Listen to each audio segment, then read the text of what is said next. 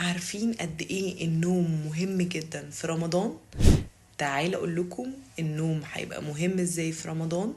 لو نمنا على الاقل 7 ساعات جسمنا بجد هيستفيد جدا. اما لو نمنا اقل من 7 ساعات في رمضان هنحس بجوع، هنحس ان الانرجي ليفلز بتاعتنا قليلة جدا تكاد تكون معدومة، وهنحتاج انرجي طول اليوم.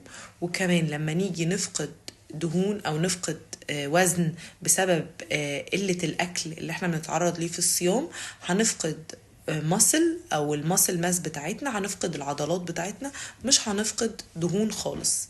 فبالتالي احنا كده ما عملناش اي حاجة.